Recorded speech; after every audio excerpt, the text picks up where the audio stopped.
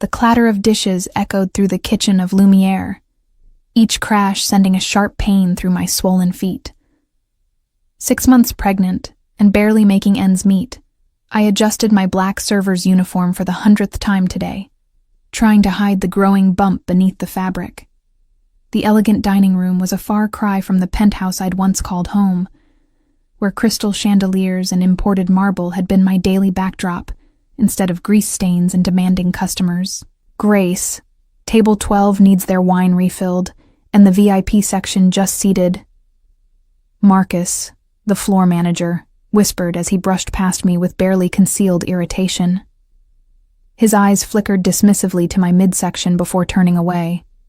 I'd managed to keep my condition hidden for 3 months now, but it was becoming increasingly difficult. I smoothed down my apron and grabbed the wine bottle, pushing through the swinging doors into the main dining area. The soft piano music and murmured conversations of Manhattan's elite created an atmosphere of refined luxury that felt like a mockery of my current circumstances. 6 months ago, I'd been one of them, Gabriel Moretti's wife, adorned in designer gowns and protected by his dangerous reputation. Now, I wore sensible shoes that pinched my feet and counted tips at the end of each shift, praying there would be enough for next month's rent. The VIP section was positioned in the far corner, separated from the main dining room by frosted glass panels. As I approached with my head lowered in the submissive posture Marcus demanded of his staff, I could hear familiar laughter drifting from within. My heart skipped, but I pushed the paranoid thought away. New York was full of confident male voices and tinkling female laughter. "Good evening and welcome to Lumiere," I began my rehearsed greeting as I stepped through the glass doors. "May I offer you our wine selection to—" The words died in my throat as I looked up. Time seemed to crystallize, the air catching in my lungs like broken glass.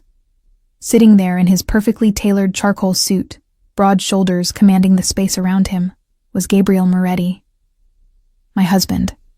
My ex-husband. The man whose child I carried. The man who had discarded me like yesterday's newspaper, when his trust had turned to suspicion and rage.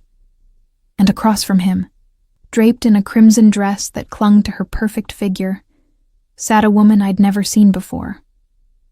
Her manicured fingers were intertwined with his, the same fingers that had once traced patterns on my skin in the dark. The diamond on her ring finger caught the candlelight and scattered it like shattered dreams. Gabriel hadn't noticed me yet, his attention fixed on the blonde, whose laugh sounded like champagne bubbles. "I was thinking we could do Tuscany for the honeymoon," I heard him say, his Italian accent wrapping around the words the way it used to wrap around my name. "The villa overlooks the vineyards." Honeymoon. The word pierced through me like a blade. I should have backed away, should have asked another server to take the table, should have hidden in the bathroom until my shift ended. But my feet remained rooted to the plush carpet, my body betraying me as it had been doing for months now, with its changing shape and unpredictable reactions. "Excuse me?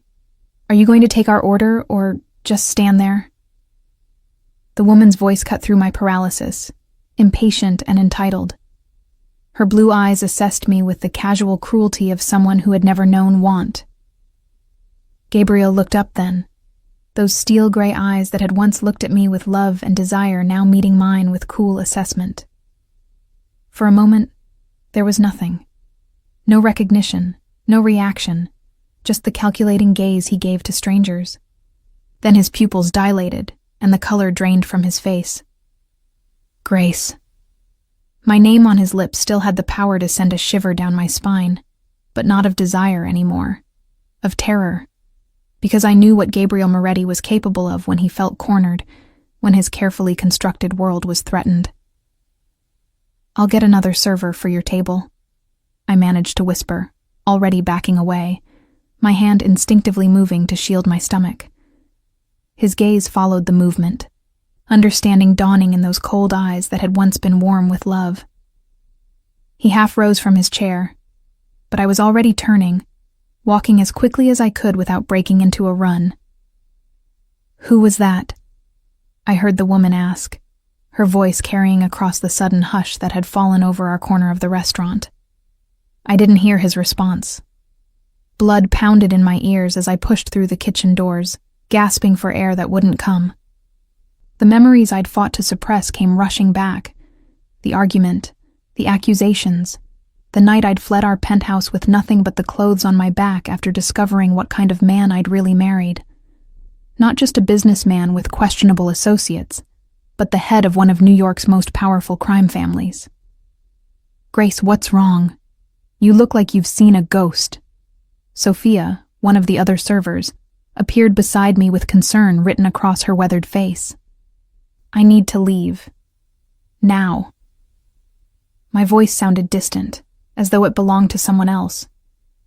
You can't just leave in the middle of a shift. Marcus will fire you, and you need this job. Her eyes widened as she glanced toward the dining room. Wait, do you know who's at table 12? That's Gabriel Moretti. Nobody crosses him in this city.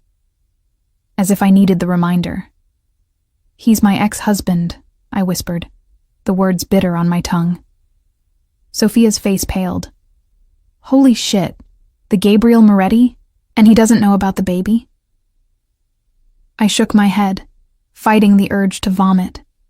Everyone in the city knew of Gabriel Moretti, though few had seen him. He operated in shadows, his influence extending into every corrupt corner of power. I had been young and naive when we met, dazzled by his charm and the intensity of his attention. By the time I discovered the truth about his business, the violence, the blood on his hands, I was already his wife, already trapped. You need to get out of here, Sophia hissed, gripping my arm. If he's here with another woman, his fiancée, I corrected, the word like acid in my mouth. They're planning their honeymoon. The kitchen door swung open, and Marcus appeared, his face contorted with a mixture of fear and anger. Mr. Moretti wants to see you, Grace, now. I can't. Panic clawed at my throat. I need to go home. I'm not feeling well. Marcus stepped closer, lowering his voice. Listen to me. That man owns half the judges and police chiefs in this city. If he wants to talk to you, you talk to him. I don't know what's between you two, and I don't want to know. But you don't say no to a man like that. I knew he was right. Running would only delay the inevitable. Gabriel had found me, whether by cruel coincidence or deliberate tracking. He knew where I worked now, knew I was pregnant. The fragile new life I'd been building was about to shatter. I'll go, I said, my voice steadier than I felt. But not to the table. Tell him I'll meet him in your office. Marcus hesitated, then nodded. 5 minutes. And Grace, whatever he wants, just give it to him. People who cross Gabriel Moretti have a habit of disappearing. Gabriel filled the doorframe of Marcus's cramped office, his presence consuming the oxygen in the room. He closed the door behind him with a soft click that somehow sounded more threatening than a slam. Even in the small space cluttered with invoices and scheduling sheets, he commanded attention like a force of nature. My Grace, he said softly, using the endearment that had once made me melt. Now it made my skin crawl. You've been hiding from me. Don't call me that, I whispered, pressing myself against the desk. And I haven't been hiding. I left. There's a difference. He moved closer, and I caught his scent, expensive cologne with notes of cedar and bergamot. The same cologne I'd given him for his birthday last year, before I knew what he really was, before I found the blood-stained shirt he'd tried to hide from me, before I overheard the phone call about the man who needed to be taken care of. You look different, he observed, his gaze traveling over me, lingering on my stomach. How far along? I swallowed hard, my hand instinctively moving to protect my unborn child. 6 months. Something flickered in his eyes. Possession, calculation, fury. With Gabriel, it was impossible to tell. His emotions were always carefully controlled, part of what made him so dangerous. Mine? The question hung in the air like a loaded gun. I wanted to lie, to protect my child from his world, but the math was undeniable. Does it matter? You've moved on. Quite publicly, I might add. His jaw tightened, the only indication that my words had hit their mark. You left me, Grace. In the middle of the night like a thief. What did you expect? I expected you to let me go, I said, meeting his gaze despite the fear coiling in my stomach. I know what you are, Gabriel. What you do. I want no part of it. He smiled then, a predator's smile that never reached his eyes. And yet, here you are, carrying my child. My heir. The possessiveness in his voice made me shiver. I'd seen how Gabriel viewed people, as possessions, things to be owned, controlled, discarded when they no longer served a purpose. I didn't know I was pregnant when I left, I admitted, and it changes nothing. Gabriel moved suddenly, his hands coming to rest on the arms of my chair, caging me in. His face was inches from mine, his breath warm against my skin. It changes everything, Grace. Everything. You're carrying a Moretti. My blood. Did you think I would allow my child to be raised by a waitress? To grow up in some shabby apartment, never knowing their birthright? I turned my face away, unable to bear his proximity. Better that than knowing their father is a monster. His hand shot out, gripping my chin and forcing me to look at him. There was no violence in the touch, but the threat of it hung in the air between us. You knew exactly who I was when you married me, he said, his voice eerily calm. You enjoyed the benefits of my work well enough. The jewelry, the vacations, the lifestyle. You never questioned where the money came from until it suited you to develop a conscience. The accusation stung, because there was a grain of truth to it. I had suspected Gabriel's business wasn't entirely legitimate, but I'd chosen not to look too closely. I'd been young, infatuated, and willfully blind. I was naive, I admitted, but I'm not anymore. Please, Gabriel, just let me go. Let us go. Something dangerous flashed in his eyes. Never. The word was final, absolute. You are mine, Grace. You will always be mine. And now? His gaze dropped to my stomach. There are two of you that belong to me. The door opened suddenly, and we both turned to see the woman in the red dress standing there, her perfect features arranged in an expression of confused irritation. Gabriel, what's going on? Why did you leave in the middle of dinner? Her gaze slid to me, taking in my waitress uniform, my disheveled appearance. Who is this? Gabriel straightened, his mask of control slipping back into place with frightening ease. Victoria, this is Grace, he said smoothly. My wife. Her perfectly sculpted eyebrows shot up. Ex-wife, she corrected, her voice tight. You told me you were divorced. The paperwork is ongoing, Gabriel replied, his gaze never leaving my face. And the baby? Victoria asked, her eyes narrowing as she took in my condition. The tension in the room thickened until it was hard to breathe.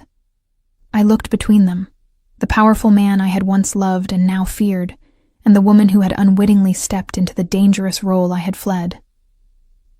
Congratulations, I said to her, finding my voice at last. He failed to mention his pregnant ex-wife would be serving your table tonight. I wonder what else he's failed to mention. Gabriel's eyes darkened with warning, but I was beyond caring. Whatever tenuous safety I had found was already compromised. Victoria's face contorted with shock, then fury. She turned to Gabriel, her diamond ring catching the light as she pointed an accusatory finger at him. You told me she left you over a year ago, that there was no child, that you were free to marry. Each sentence emerged like the crack of a whip. I watched Gabriel, curious despite my fear to see how he would handle being caught between his lies. This man who controlled everything, who tolerated no defiance, now cornered by the simple truth.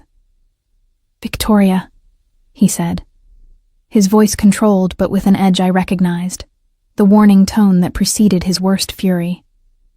"Wait for me in the car. Dimitri will take you. I'm not going anywhere until you explain this." Her voice rose, and I saw Marcus hovering anxiously in the doorway behind her. Gabriel moved with the fluid grace that had always reminded me of a predator. In 2 strides, he was beside Victoria, his hand at the small of her back, possessive, controlling, but appearing merely solicitous to anyone watching. "We will discuss this at home," he murmured. But even from across the room, I could hear the steel beneath the velvet. "This is not the place." For a moment I thought she would resist. Then I saw the calculation in her eyes, the weighing of options, the recognition of how little power she actually wielded in this moment. It was a look I knew intimately. "Fine," she said, her voice brittle. "But this conversation isn't over." As Gabriel guided her toward the door, he glanced back at me over his shoulder. "Don't move," he ordered, quiet enough that only I could hear. "I'll be right back." After they left, I sat in the silence of Marcus's office, my mind racing through options. I knew Gabriel's men would be watching the exits now, knew that running would only postpone the inevitable. But every instinct screamed at me to flee. Marcus remained in the doorway, fidgeting with his tie. "Grace, I don't know what's happening, but I think you should go home. Take the rest of the night off." I shook my head, rising from the chair on unsteady legs. "He'll just follow me there. I need to think." But there was no time to think. Gabriel returned within minutes, alone now, his composure perfectly intact except for the dangerous glitter in his eyes that I remembered from our worst fights. "Let's go," he said simply. "I'm not going anywhere with you." He sighed, as if dealing with a particularly stubborn child. "Grace, we can do this the easy way or the hard way, but we are leaving. Together. Now." When I didn't move, he stepped closer, his voice dropping to that deadly quiet tone. "My child will not be born in some tenement, raised in poverty while you serve drinks to strangers. That ends tonight. It's not your choice to make.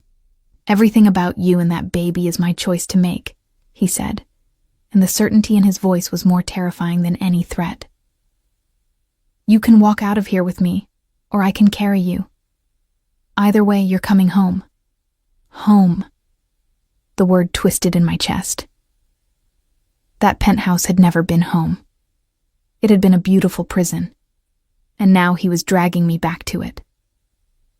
I thought of my tiny apartment, of the independence I'd fought so hard to build, of the plans I'd made for my child's future, all of it crumbling like dust in the face of Gabriel Moretti's will. "I need my things, already taken care of. Everything you need will be provided." Of course, he'd already been 3 steps ahead, as always. I stood on trembling legs, my hand moving protectively over my stomach. My daughter. I was having a daughter, something I hadn't told anyone, not even my doctor. But somehow, I knew Gabriel would find out. He always found out everything. As he guided me through the restaurant toward the exit, I caught Sophia's worried gaze from across the dining room. I tried to give her a reassuring smile, but we both knew it was a lie. The other diners barely glanced up as we passed. To them, we looked like any wealthy couple leaving after dinner. The black SUV waited at the curb, engine running. Gabriel's driver held the door open, his face expressionless as he nodded to his boss. I hesitated at the curb, the finality of stepping into that car hitting me like a physical blow. "Grace." Gabriel's voice was softer now, almost gentle. "I'll take care of you, both of you. You'll want for nothing. Except freedom." "Freedom is an illusion," he replied, his hand at the small of my back guiding me toward the open door. "Safety is real, and I can give you that." As I slid into the buttery leather seat, I wondered if he was right. If freedom was worth anything when you were alone, pregnant, and vulnerable in a city that showed no mercy to the weak. The door closed with a final click, sealing my fate. Gabriel settled beside me, close enough that I could feel the heat radiating from his body. "Welcome home, Grace." But as the SUV pulled away from the curb, taking me away from my carefully constructed new life, I couldn't shake the feeling that I was being delivered not to safety, but to a different kind of danger entirely. The penthouse hadn't changed. Same imported marble floors, same floor-to-ceiling windows overlooking Central Park, same collection of priceless art that Gabriel had acquired through means I'd never questioned. Standing in the foyer I'd once called home, I felt like a ghost haunting my former life. "Your room is exactly as you left it," Gabriel said, watching my reaction carefully. "I had Elena keep everything in perfect condition. My prison, you mean?" The words slipped out before I could stop them. His jaw tightened. "Your home. Where you belong." He moved to the bar and poured himself a scotch, the crystal decanter catching the city lights. "Are you hungry? Elena prepared your favorites." The casual domesticity of the question after everything that had happened felt surreal. "I'm not staying, Gabriel. This kidnapping doesn't change anything." "Kidnapping?" He turned, eyebrow raised. "I prefer to think of it as removing you from a dangerous situation. Do you know what neighborhood you've been living in? The crime rate alone? Don't." I held up a hand, fury giving me strength. "Don't you dare lecture me about danger when you're the most dangerous person I know." Something flickered across his face, hurt, maybe, or surprise that I would speak to him so boldly. The Grace he'd married had been softer, more compliant. Pregnancy and independence had given me a steel spine I'd never possessed before.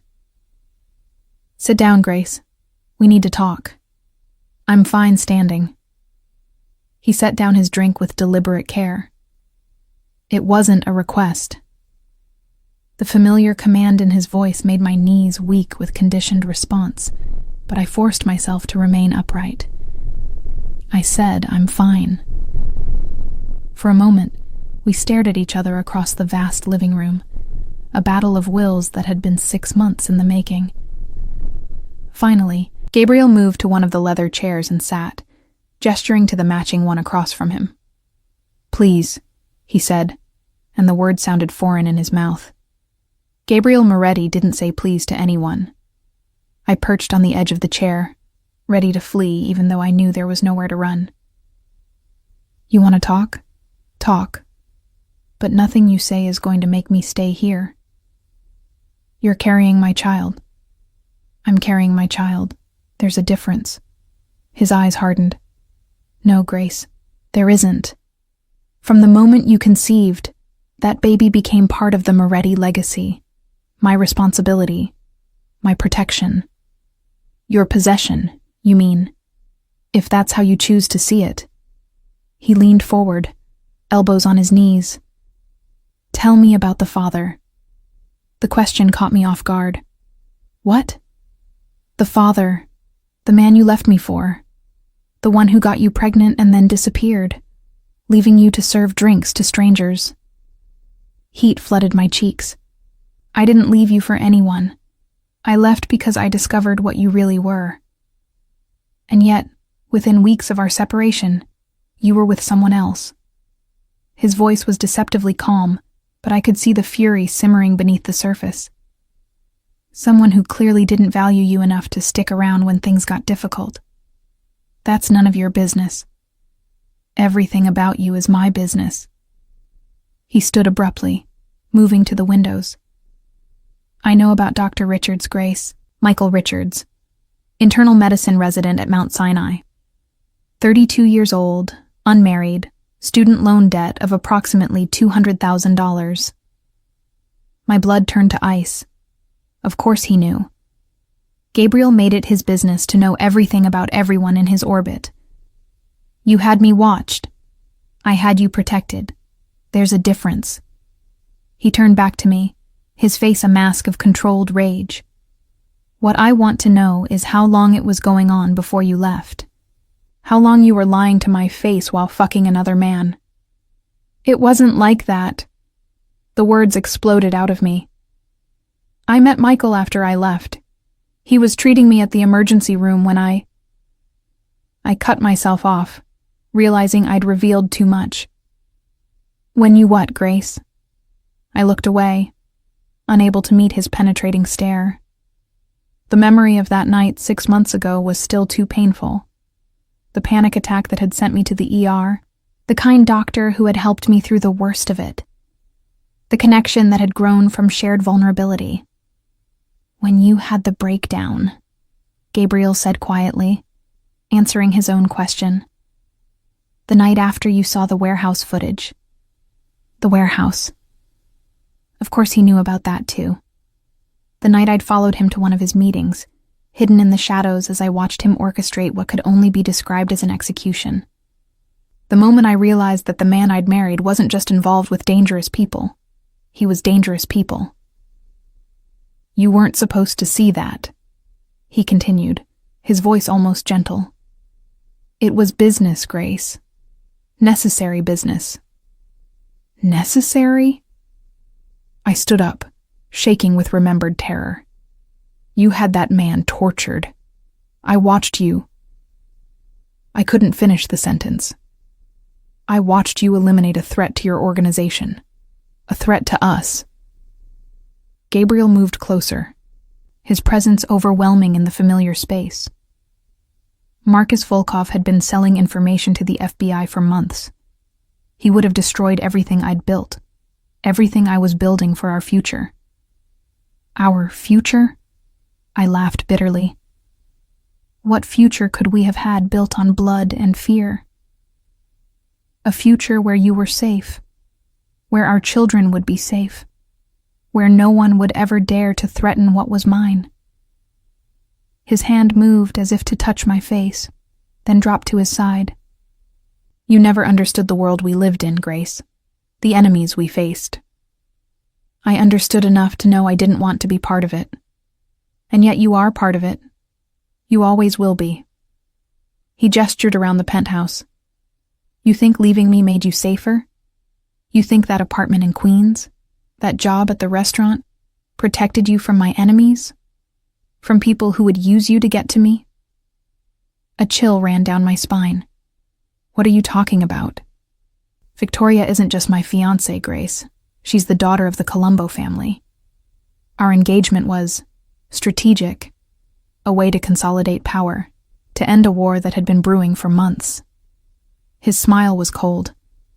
A war that started when you left me. The room seemed to tilt around me. What do you mean?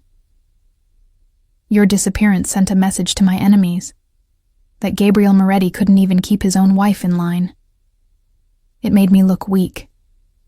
And weakness, in my world, is blood in the water. I sank back into the chair, the implications crashing over me. You're saying people died because I left you? I'm saying your leaving had consequences you never considered. Gabriel moved to pour himself another drink, his movements controlled but agitated. The Colombos saw an opportunity, started moving against my territory, my business.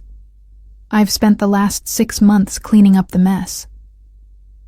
By getting engaged to Victoria, by doing what was necessary to protect what's mine. He turned back to me, his gray eyes intense. But now you're back, and you're carrying my child. That changes everything.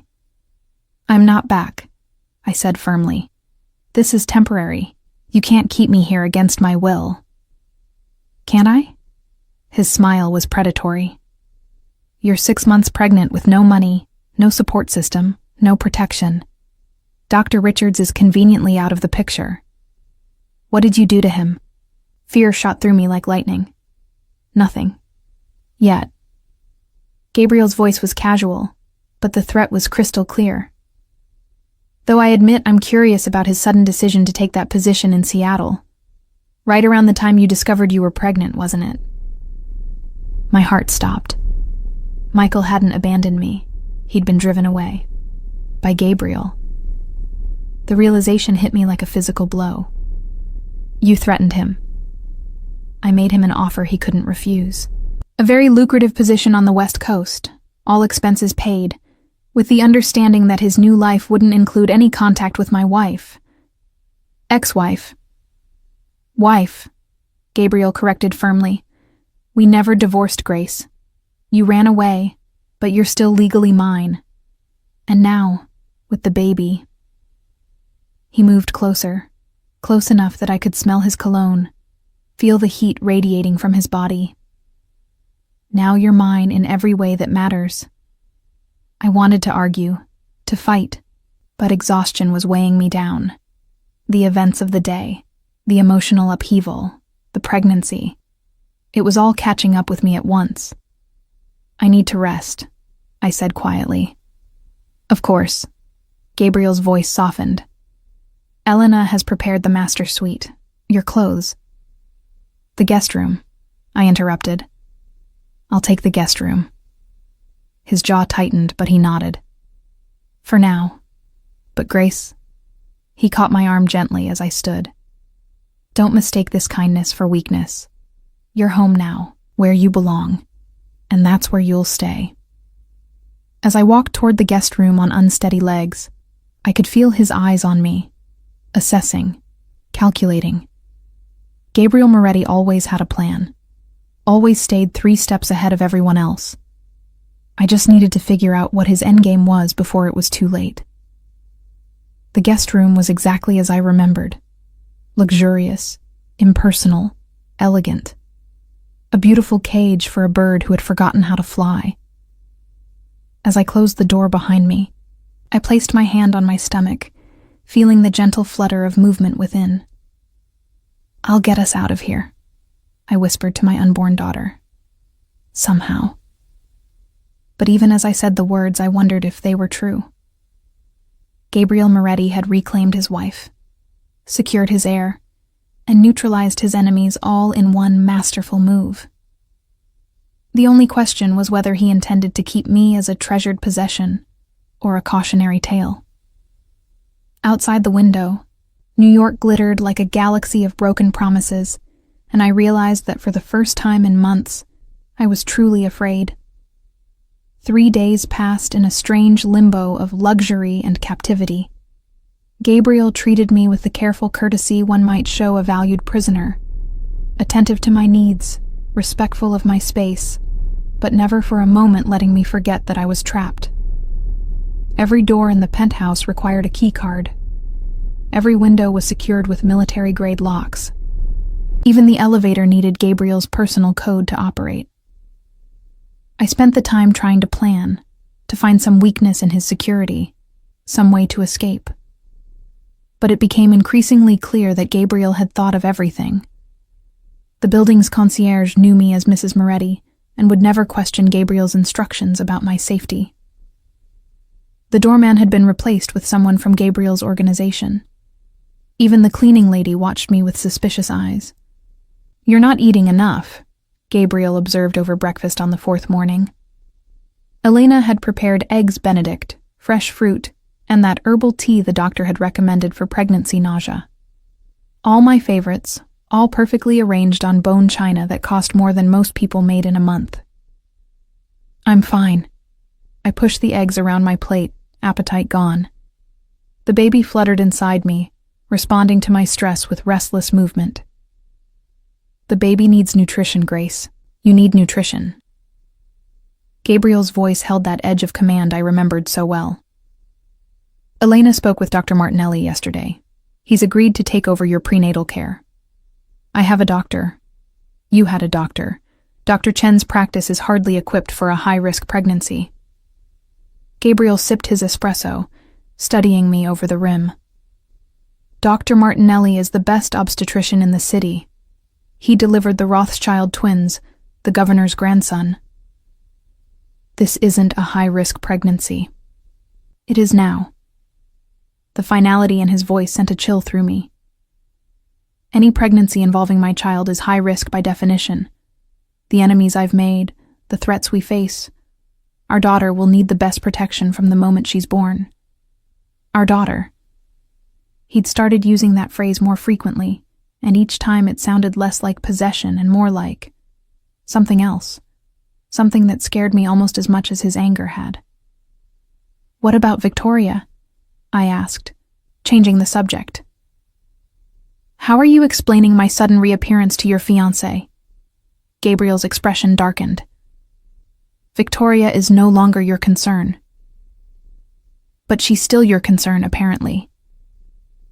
I'd seen him on several phone calls over the past few days, his voice dropping to that dangerous whisper he used when delivering threats. How exactly does a Mafia princess handle being replaced by the pregnant ex-wife? She doesn't. Gabriel stood abruptly, moving to the window.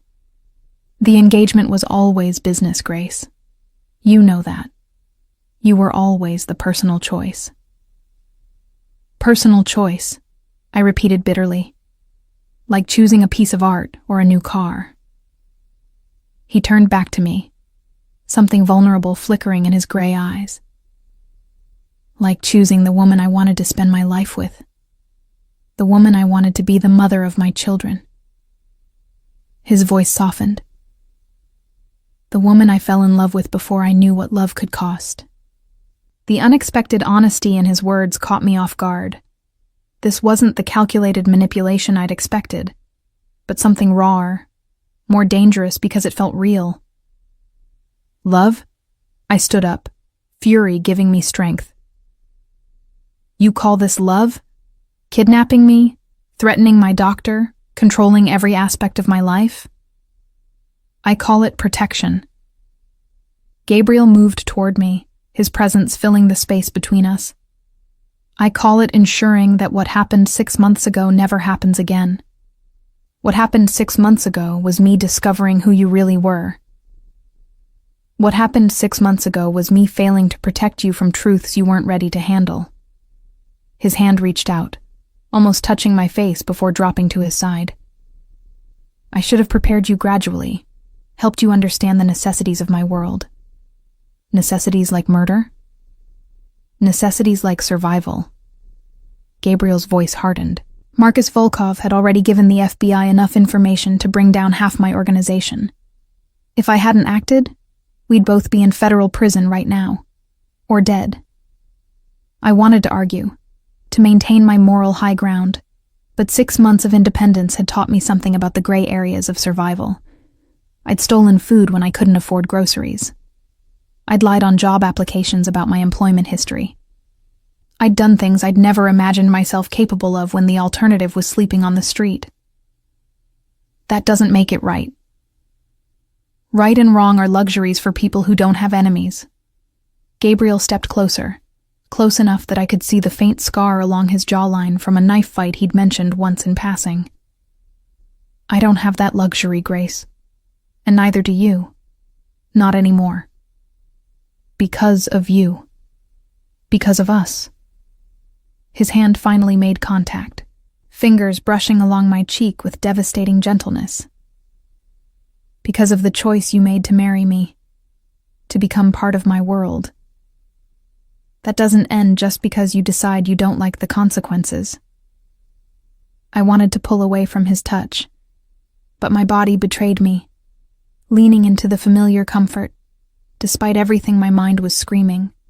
6 months of being alone, of carrying this pregnancy without support, of wondering if I'd made a terrible mistake. It all came crashing down in that moment. I was scared, I whispered, the admission ripped from somewhere deep inside me. That night at the warehouse, I was terrified of what you were capable of. What you might do to someone who crossed you. And you thought you'd crossed me? I nodded, unable to speak past the lump in my throat.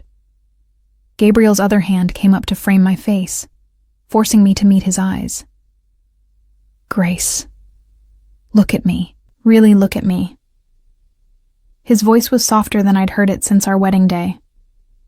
You are the only person in this world who could never cross me, the only person I would forgive anything.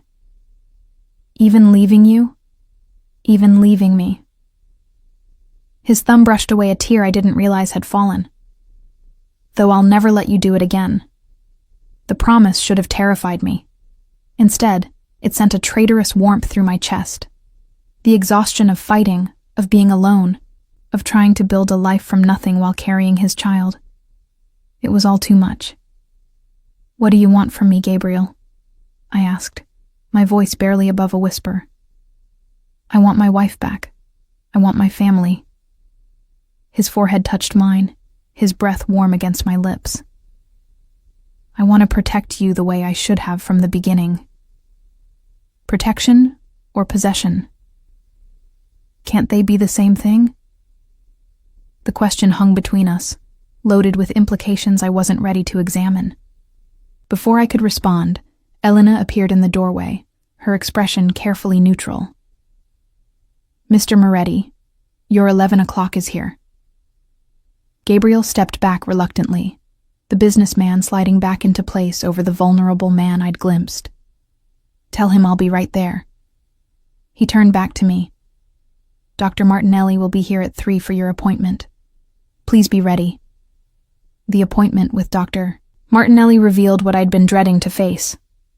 I was further along than I'd thought. 28 weeks, not 24. The baby was healthy, active, measuring perfectly for her gestational age. But the timeline meant conception had happened during those final weeks of my marriage to Gabriel, not after I'd left as I'd let him believe. "Everything looks excellent, Mrs. Moretti," Dr. Martinelli said, his kind eyes crinkling as he printed the ultrasound images. "Your daughter is developing beautifully. Have you given any thought to names?" Gabriel's hand tightened on mine where he sat beside the examination table. We hadn't discussed names, hadn't discussed much of anything about the actual baby beyond her existence as a complication in our fractured relationship. "Lucia," I said suddenly, the name emerging from somewhere deep in my memory. "After my grandmother." "Lucia Moretti," Gabriel repeated, testing the sound. "Beautiful." Something in his voice made me look at him, and I saw an expression I'd never witnessed before. Wonder mixed with fierce protection, as if he was seeing our daughter for the first time instead of a medical readout on a screen. After Dr. Martinelli left, we sat in silence in Gabriel's study. The ultrasound photos lay between us on his desk, like evidence in a trial neither of us wanted to face. 28 weeks, Gabriel said finally. "Yes. Which means she's yours, completely yours. There's no question." I couldn't meet his eyes, couldn't bear to see the satisfaction I knew would be there. But when I finally looked up, Gabriel's expression wasn't triumphant. It was stricken, almost pained. "Grace, why didn't you tell me?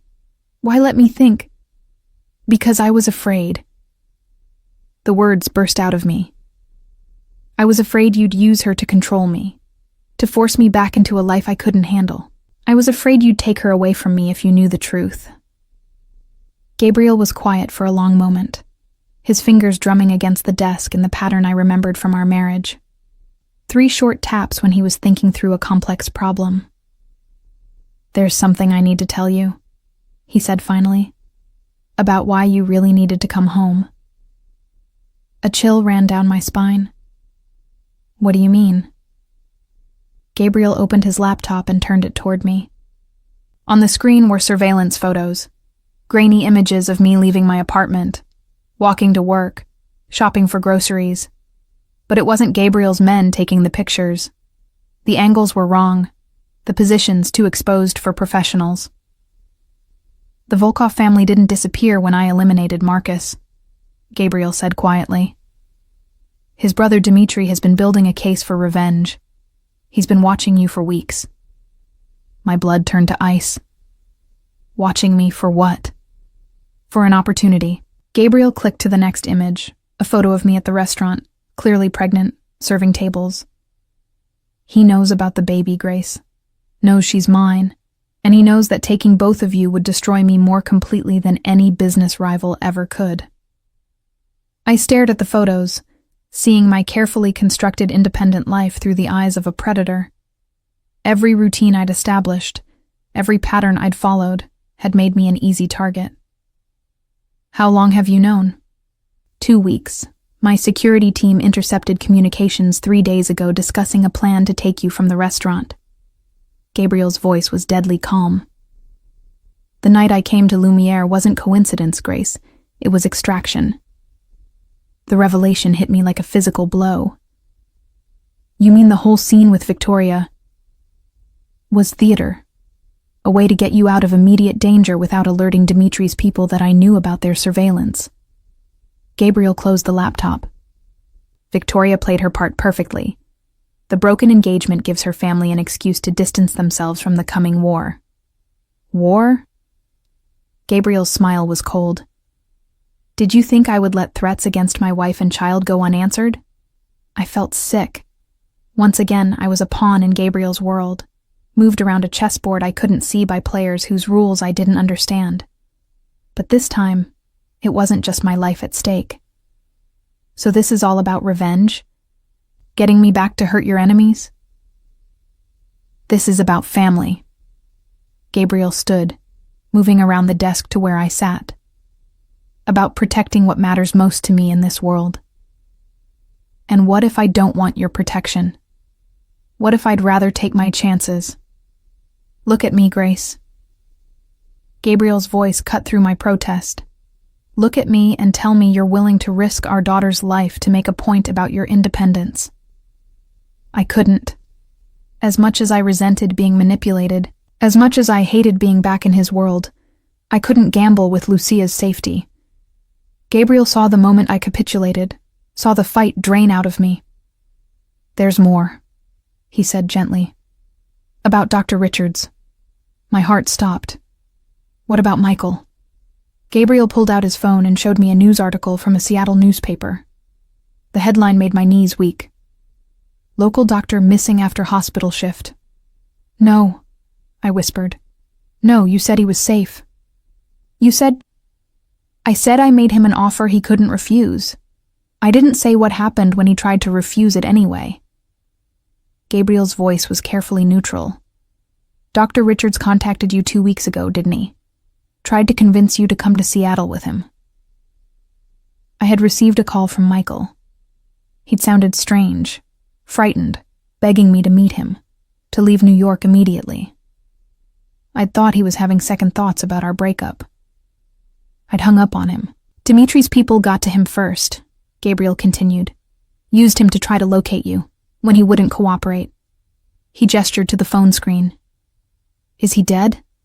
I could barely force the words out. Unknown. But Grace, you need to understand. This is what happens to people in my world who don't take protection seriously. Michael thought he could handle himself against men like Dmitri Volkov. He was wrong. I was going to be sick. Michael. Kind and gentle Michael, who'd held my hair back during morning sickness and rubbed my feet when they swelled. He was gone because of me. Because of my connection to Gabriel. I want to see Vincent, I said suddenly, thinking of Gabriel's right-hand man. I want to hear this from someone else. Gabriel's expression shuddered. Vincent is unavailable. What does that mean? It means he's no longer part of my organization. The careful way Gabriel said it sent warning bells ringing in my head. Vincent had been Gabriel's most trusted lieutenant, closer than a brother. They'd served together in the military before Gabriel inherited his father's empire. Gabriel, what happened to Vincent? Vincent made choices that put you and the baby at risk. I don't tolerate that from anyone. Gabriel's voice was ice. Not even from family. I stared at him, seeing a stranger again. The gentle man who'd held my hand during the ultrasound was gone, replaced by the cold Dawn who eliminated threats without hesitation. You killed him. I protected us. Gabriel moved to the window, his back to me. Vincent was feeding information to the Volkovs, planning to use you as bait to draw me into a trap, when I discovered his betrayal. You murdered your best friend. I executed a traitor. Gabriel turned back to me, his gray eyes empty, just like I'll execute anyone else who threatens what's mine. The finality in his voice terrified me. This wasn't the passionate man I'd married, or even the cold businessman I'd left. This was something else entirely, something that would destroy anyone and anything that stood between him and what he considered his property, including me, if I pushed too far. "I need air," I said, standing on shaky legs. "The terrace is safe. Dimitri's people can't get a clear shot from any of the surrounding buildings." Gabriel's casual mention of sniper fire made me realize how completely I'd underestimated the danger I was in. As I stepped onto the terrace overlooking Central Park, the October wind cutting through my sweater, I placed both hands on my stomach. Lucia moved restlessly, as if sensing my distress. "I'm sorry," I whispered to her. "I'm so sorry I brought you into this world." But even as I said it, I knew it was too late for regrets. I was bound to Gabriel Moretti now, not just by marriage or love or fear, but by the innocent life growing inside me. A life that made me more vulnerable than I'd ever been, but also gave me something worth fighting for. The question wasn't whether I could escape Gabriel's world anymore. The question was whether I could survive it long enough to protect our daughter from the darkness that seemed to swallow everything he touched. The war came to us 3 days later. I woke at dawn to the sound of breaking glass and Gabriel's voice, deadly calm, issuing orders in rapid Italian. Elena appeared at my bedroom door, her face pale but composed. "Mrs. Moretti, we need to move you to the safe room. Now." The safe room was something Gabriel had mentioned during our marriage but never shown me. A reinforced panic room hidden behind his study, stocked with enough supplies to last weeks. As Elena ushered me through the hidden door, I caught glimpses of Gabriel coordinating with his men, weapons appearing from concealed compartments I'd never known existed. "What's happening?"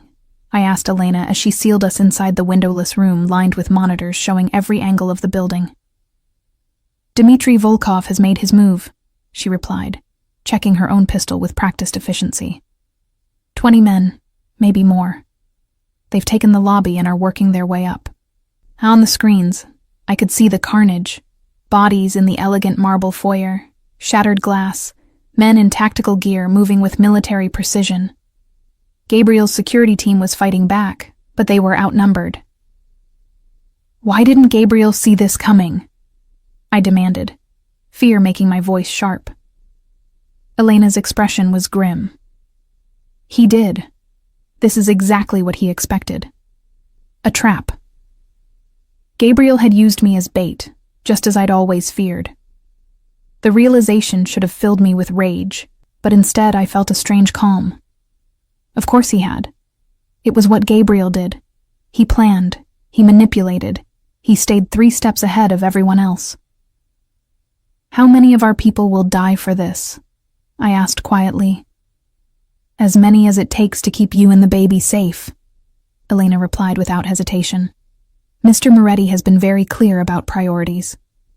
Through the monitors, I watched Gabriel move through his penthouse like an avenging angel. He wasn't hiding behind his men. He was leading them, a pistol in each hand, his movements fluid and deadly. This was the man I'd fallen in love with. Not the businessman or the don, but the warrior underneath it all. Then I saw Vincent. He appeared on one of the screens leading a group of Volkov soldiers toward Gabriel's study. Alive. Unharmed. Very clearly not the victim of Gabriel's justice as I'd been told. "Elena," I said carefully, "is that Vincent on screen 3? Elena glanced at the monitor and her face went white. "That's impossible. Mr. Moretti said—" Mr. Moretti lied. The pieces were falling into place with horrible clarity. Vincent isn't dead. He's the one who's been feeding information to the Volkovs. But Gabriel knows that, doesn't he? This whole thing is theater. Elena's hand moved to her weapon, and I realized with cold certainty that I'd said too much. She wasn't my protector. She was my guard. "Mrs. Moretti, please sit down." The stress isn't good for the baby. Gabriel orchestrated all of this, I continued, my voice growing stronger as the truth crystallized. The photos, the threat, bringing me back here. He needed me here for something, didn't he? Not to protect me, to use me. Through the monitors, I watched Gabriel and Vincent embrace like old friends, while Volkov soldiers lay down their weapons. No fierce gunfight, no desperate last stand. A business transaction wrapped in the theater of war. What does he want, Elena? What's worth staging his own death for? Because that's what this was, I realized. Gabriel was about to disappear, leaving his enemies to believe they'd won while he vanished with his pregnant wife and unborn heir. A chance to start over, somewhere beyond the reach of law enforcement and rival families alike. You'll have to ask him that yourself, Elena said, as alarms began blaring throughout the safe room. The monitors went dark one by one, and I heard the heavy steel door beginning to unseal.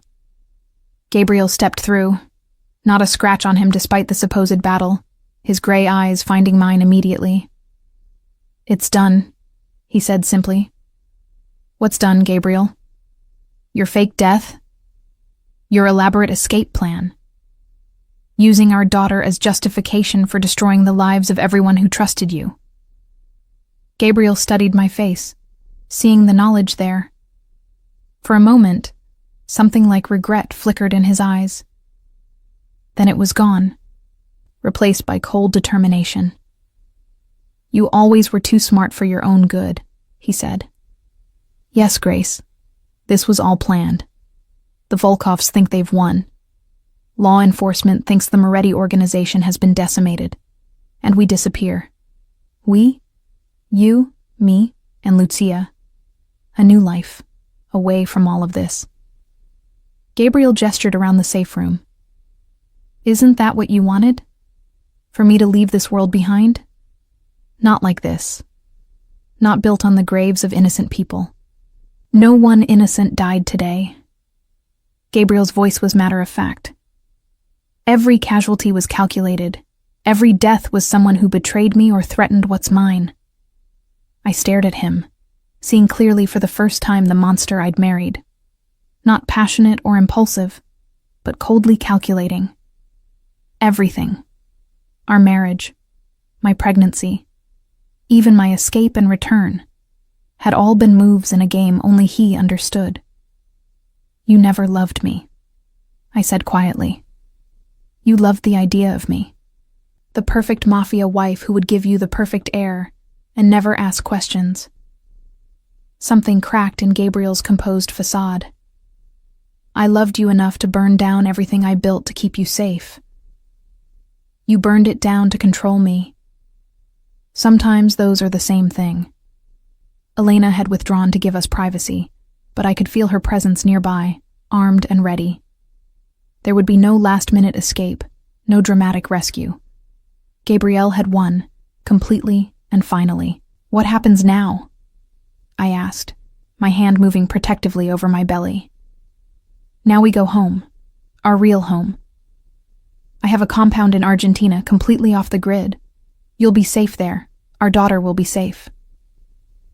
Gabriel stepped closer, his voice softening. You can hate me, Grace. You can spend the rest of your life despising what I've done. But you'll do it from somewhere no one can ever hurt you again.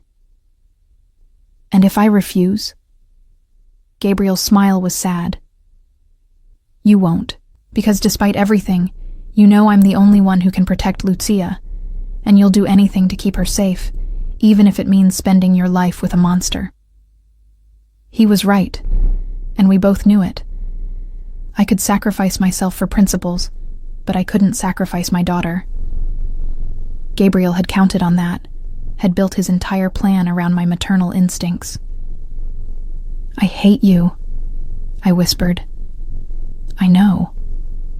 Gabriel's hand reached out to touch my face, and this time I didn't pull away. But you'll learn to forgive me. In time. When Lucia is old enough to understand why her father had to become the villain in everyone else's story to be the hero in hers. As he led me from the safe room through the destroyed penthouse toward whatever new life he'd orchestrated, I caught sight of our reflection in a shattered mirror. Gabriel, calm and controlled, his arm around his pregnant wife. Me, pale but resolute, my hand protective over my unborn child. We looked like exactly what we were, a family bound together by love and fear and the terrible choices we'd made in the name of survival. And despite everything, despite the lies and manipulation and blood, I knew Gabriel was right about one thing. I would learn to forgive him. Because in his twisted way, everything he'd done had been for us, for the family he'd never had, for the future he'd never dared imagine, for the love he'd never learned how to express, except through possession and protection. As we stepped into the private elevator that would take us to our new life, Gabriel's hand found mine. "I'm sorry," he said quietly, "for all of it, but I'm not sorry for keeping you." I squeezed his fingers, feeling Lucia flutter between us as if she could sense the tension. "I know," I said, "and that's what scares me most of all." The elevator doors closed, sealing us into our golden cage. But as we descended toward whatever Gabriel had planned next, I realized that maybe being owned by someone who would kill to protect you wasn't the worst fate in the world. Maybe it was just love in its most dangerous form. And maybe, just maybe, that was enough.